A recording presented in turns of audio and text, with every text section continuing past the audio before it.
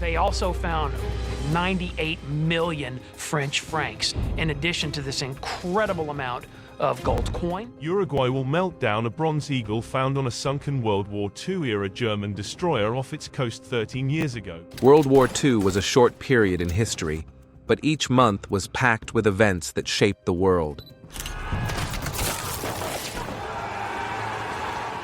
Decades later, remnants of the war are still being uncovered.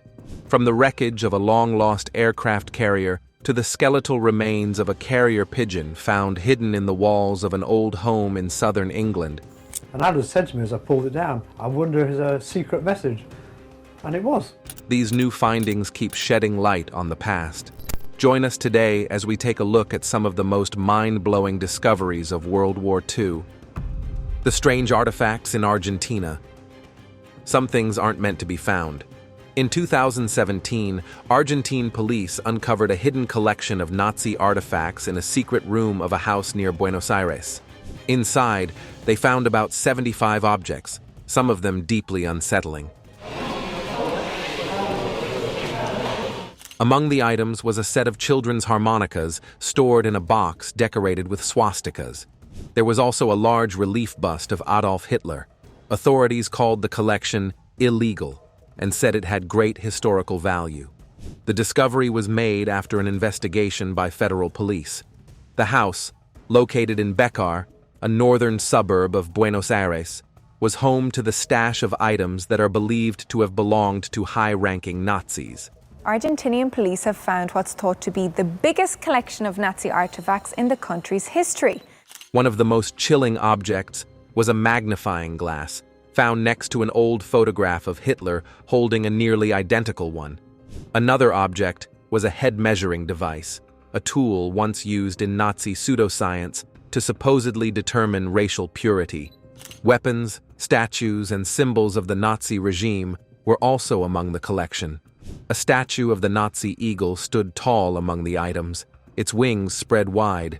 Police even found an hourglass covered in Nazi markings, as well as toys that authorities believed were meant to indoctrinate children. It wasn't just Nazi artifacts hidden in the secret room.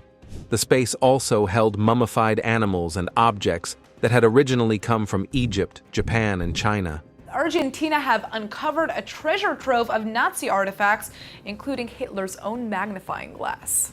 Argentina has a well-known history of sheltering former Nazis. After the war, many high-ranking officials fled there, including Adolf Eichmann and Josef Mengele.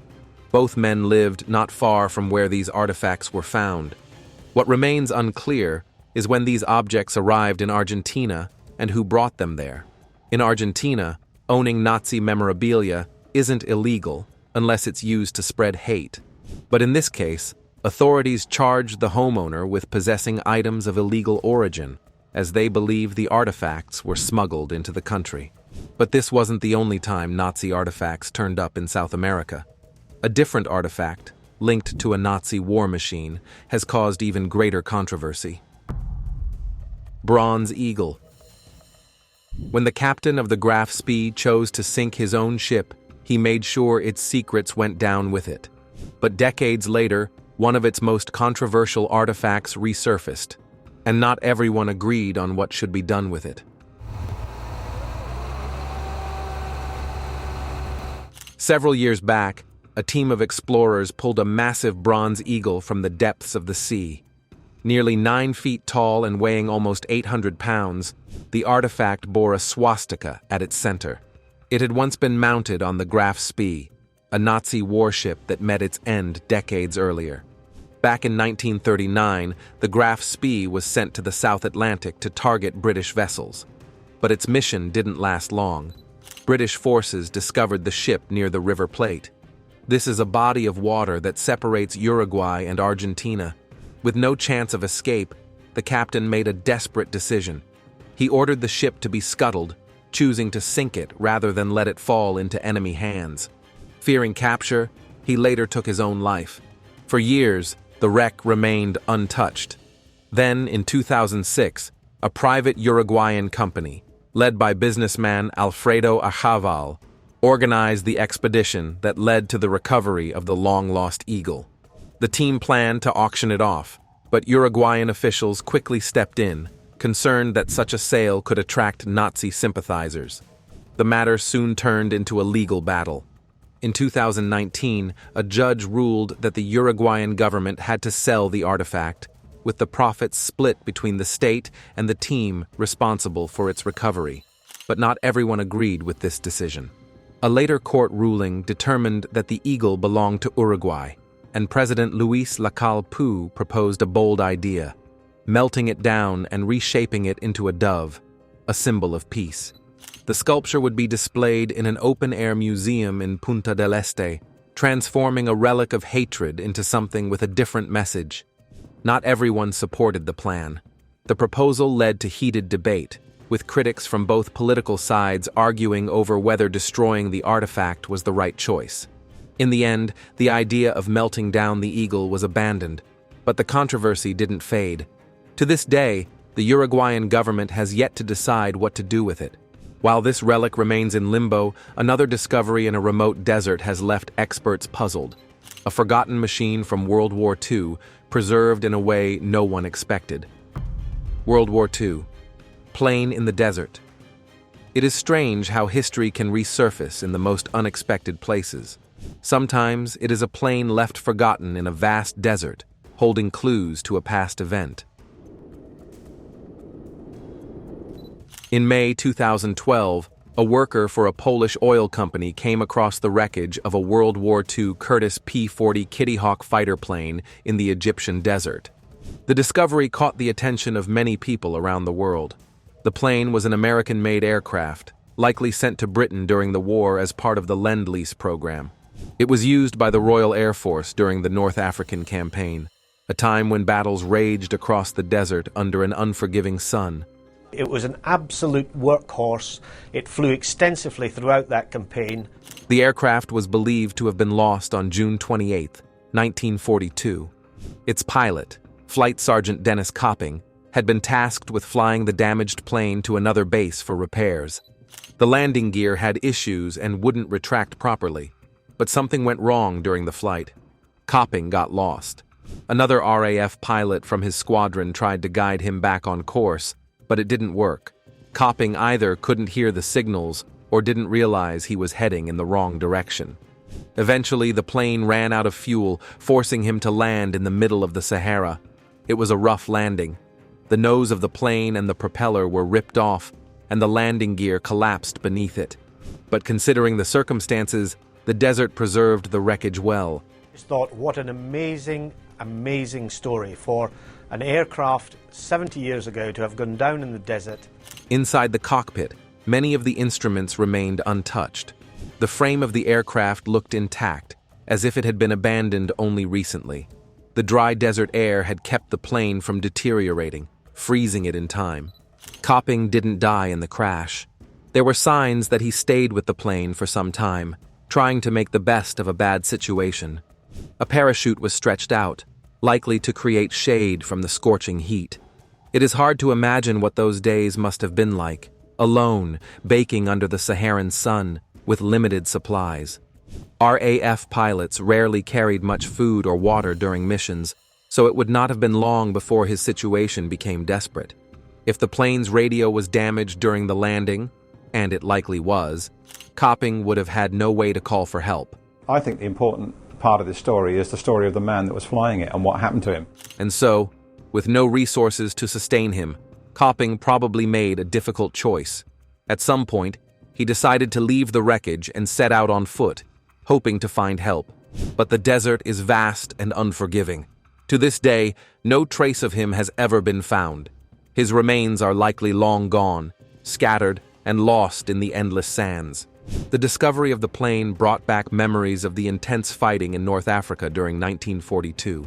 That year, Field Marshal Erwin Rommel's Panzer Army Africa had launched an aggressive push toward the Egyptian border, forcing British and Commonwealth troops to retreat. It was a time of uncertainty and struggle, marked by long battles and daring missions. The Kitty Hawk's wreckage stands as a quiet echo of those moments. The wreckage of a British Royal Air Force P-40, one of hundreds of Kitty Hawk fighter bombers. The desert gave up its secret after nearly 70 years. but not all of it.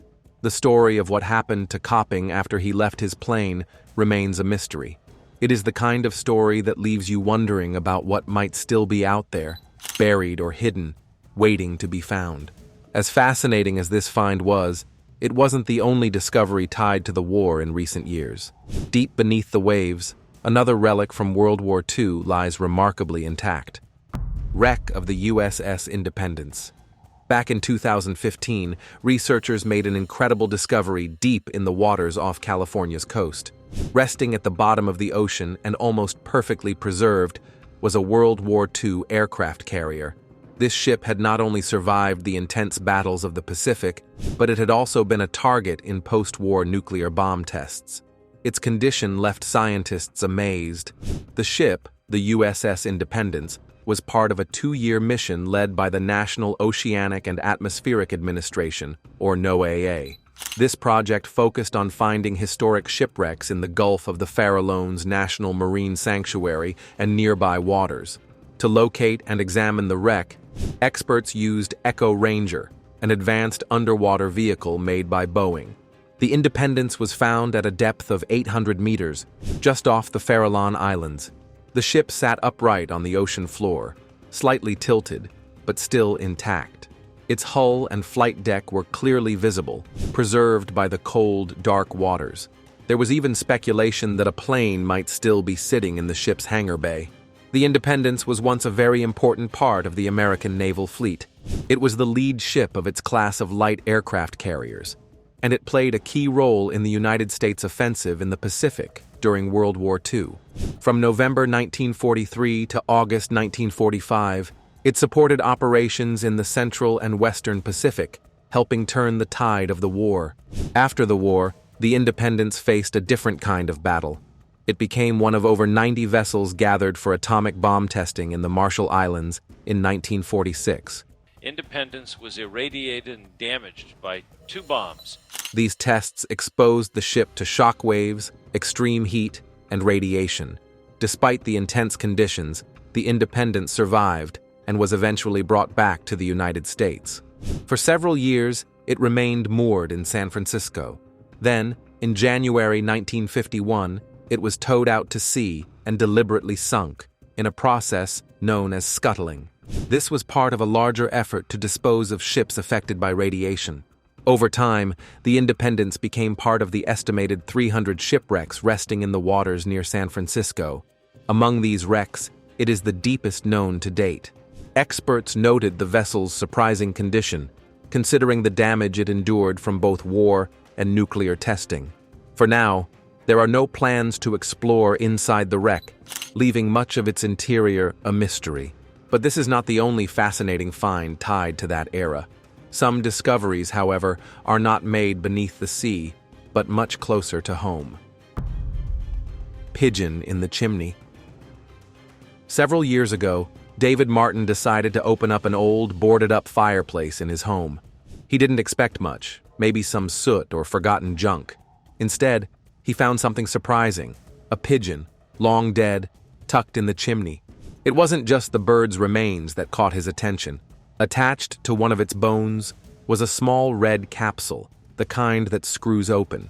David Martin was restoring a fireplace at his home in Bletchingley in Surrey.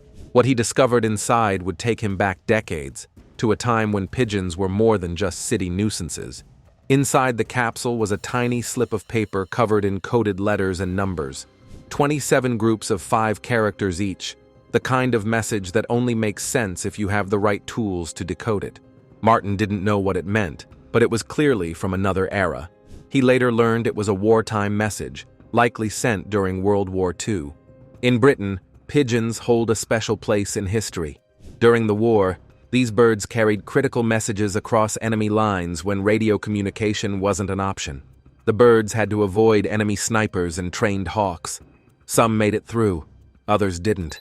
The pigeon Martin found had clearly fallen in the latter group, ending its journey in his chimney.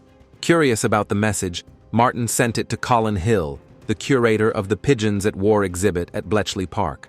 Hill identified it as a battlefield message, likely sent by a British Army paratrooper to... Because all the messages that we've ever looked at have always been long-handed. To RAF Bomber Command. The coded message was thought to have been written during the Normandy campaign shortly after D-Day, but Hill couldn't crack the code. That is where a team of Canadian researchers from Lakefield Heritage Research came in. Using a First World War artillery code book, they managed to partially decode the message. It was addressed to X-02, which was believed to refer to Bomber Command. The sender's name at the bottom read Sergeant W. Stott, later identified as Sergeant William Stott. Stott, a 27-year-old paratrooper from the Lancashire Fusiliers, had been sent on a reconnaissance mission in occupied Normandy. His job was to assess German tank and infantry positions and report back to RAF Bomber Command at RAF High Wycombe.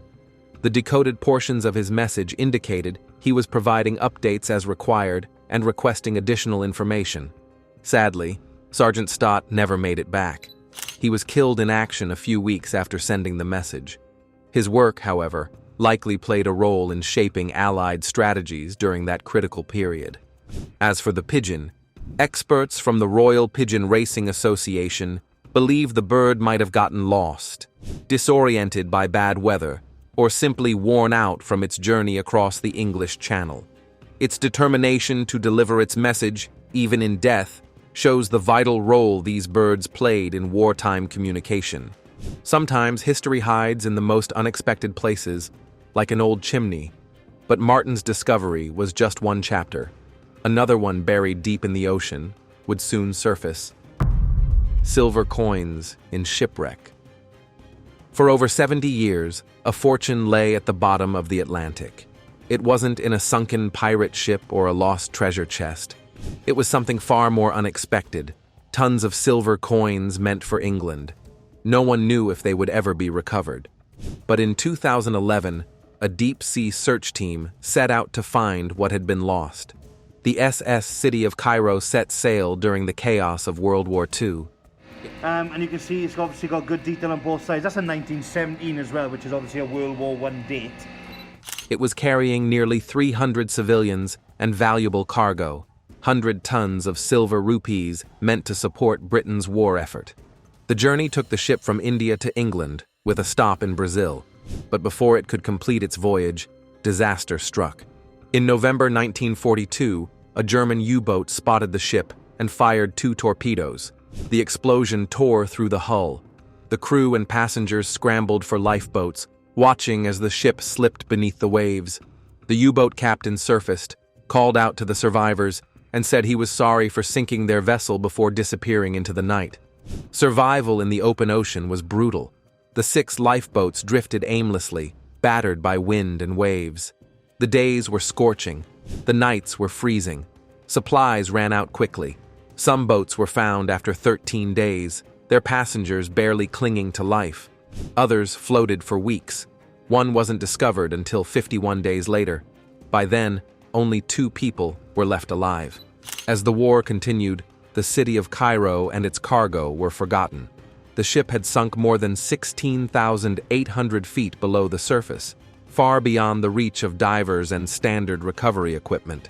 For decades, the silver remained untouched, buried under layers of mud. Then, in 2011, Deep Ocean Search launched a mission to find it. The extreme depth made the search nearly impossible. Strong currents and unpredictable weather added to the challenge. But after months of scanning the ocean floor, the wreck was finally located. The ship lay broken in 2, hidden beneath meters of silt. Under contract with the United Kingdom Ministry of Transport, DOS began the difficult process of retrieving the silver. Specialized deep-sea equipment was used to carefully extract the coins from the wreckage. It took time, patience, and cutting-edge technology.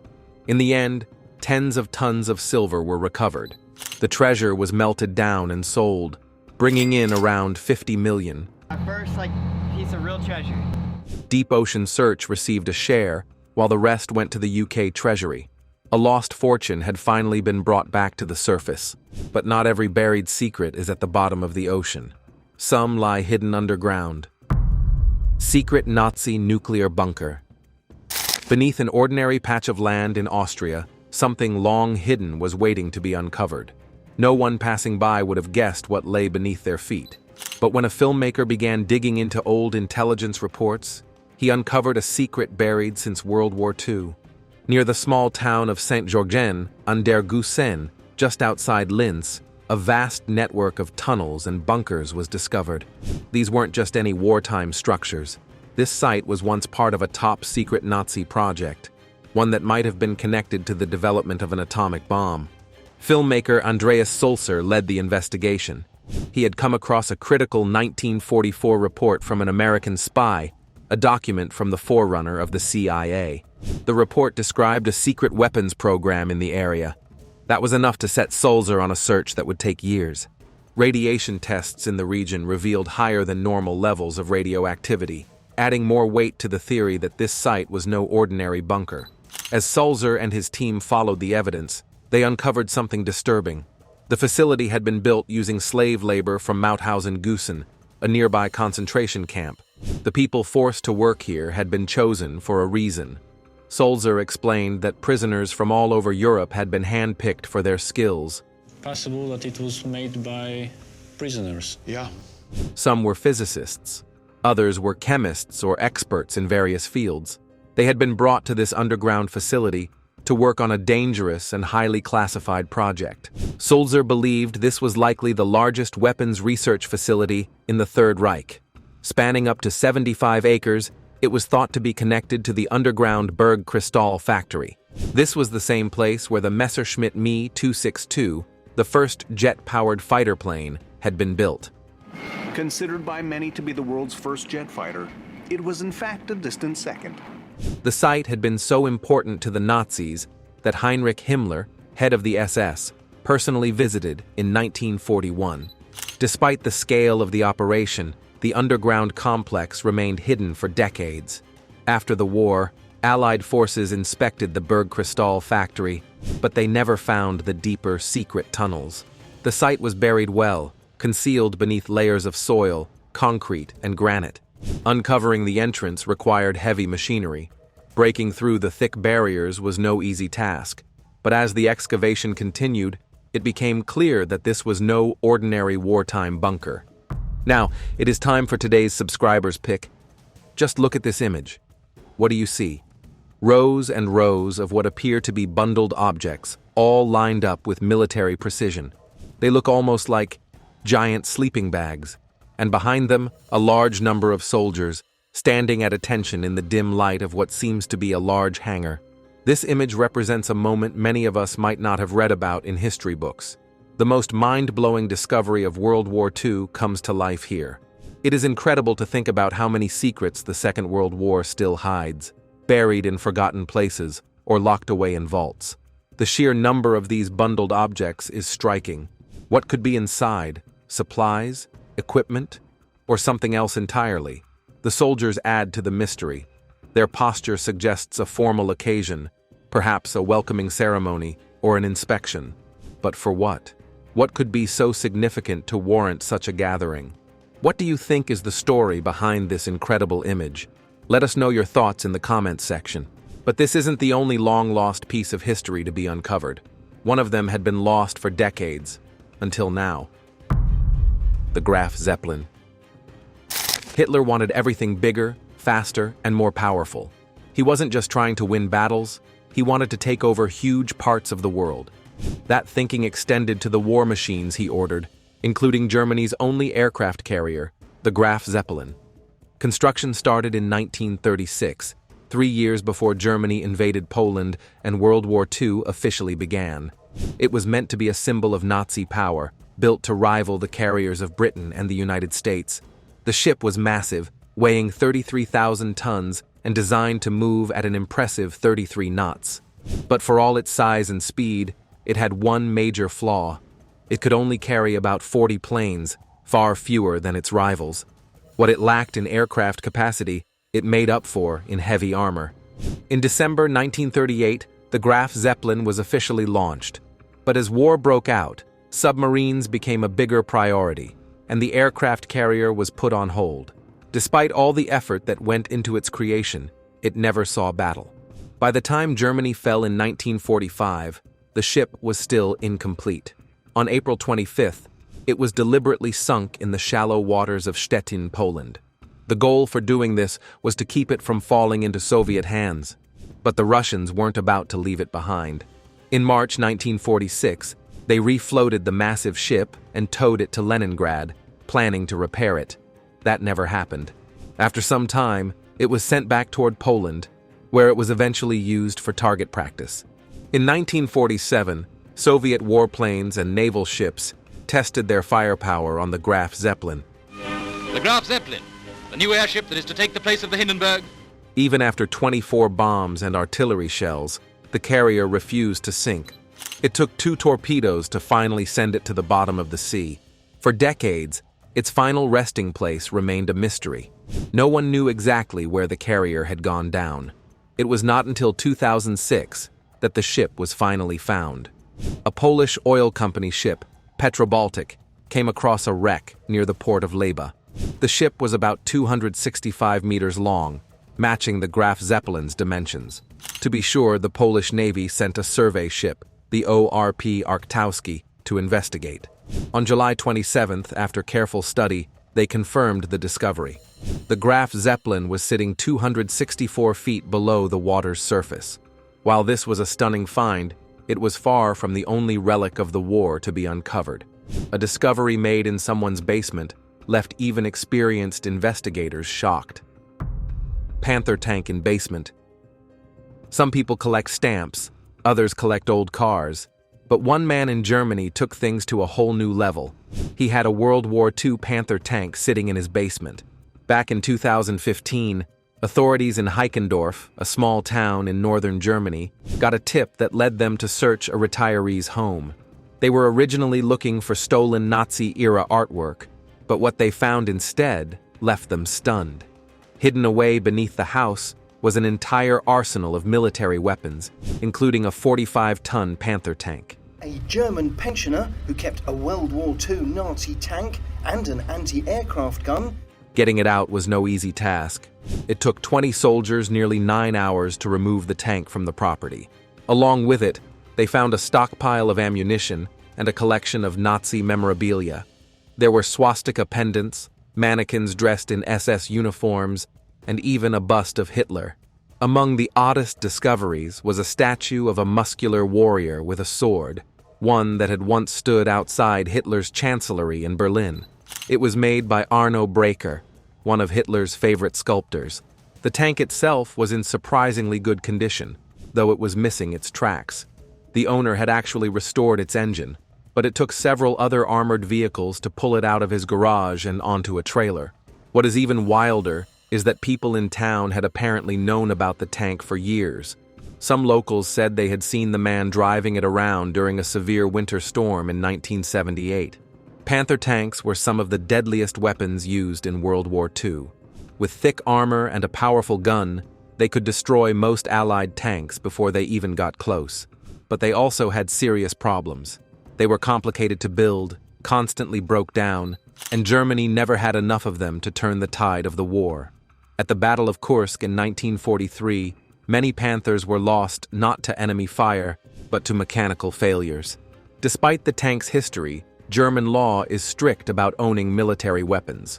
The homeowner was charged with illegal weapons possession. In the end, he was fined nearly $300,000 and given a 14-month suspended prison sentence. As for what happened to the tank, it was seized by authorities, and its future remains unclear.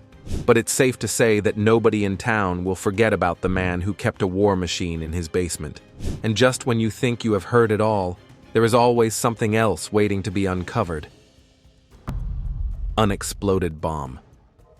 A quiet backyard in Plymouth turned into the center of a major operation when an unexploded bomb from World War II was discovered. The device, buried for decades, had remained hidden beneath the soil, unnoticed until now. Weighing around 500 kilograms, the bomb was a serious threat. A 500-kilogram Nazi bomb driven slowly through the streets of Plymouth. Authorities quickly stepped in, sealing off large sections of the city. Roads were closed, and thousands of people had to leave their homes. The disruption stretched far beyond the immediate area. Schools and nurseries shut their doors. Businesses were forced to evacuate. Even train services were suspended as specialists worked to remove the device safely. Experts assessed the situation and determined that detonating the bomb in place was too risky. The potential damage could have been devastating, with entire houses at risk of destruction. Instead, they decided to transport it out to sea, where it could be safely detonated without harming anyone. A convoy carefully moved the bomb through the city, with security teams ensuring everything went smoothly. Once at sea, specialists carried out a controlled explosion, eliminating the decades-old threat once and for all. Plymouth, a historic naval city about 240 miles southwest of London, has seen events like this before. During World War II, German bombers targeted the city heavily. Between 1940 and 1941, the Blitz brought wave after wave of attacks. Over 2,500 high-explosive bombs rained down, aiming for military targets, but often hitting homes and streets instead. Not every bomb that fell exploded on impact. Some remained buried beneath buildings, gardens, and roads. Even now, nearly 80 years later, unexploded ordnance is still being discovered across the United Kingdom. Experts estimate that around 10% of the bombs dropped by Germany during the war never detonated. That means hidden explosives are still out there, waiting to be unearthed by construction crews, farmers, or even unsuspecting homeowners.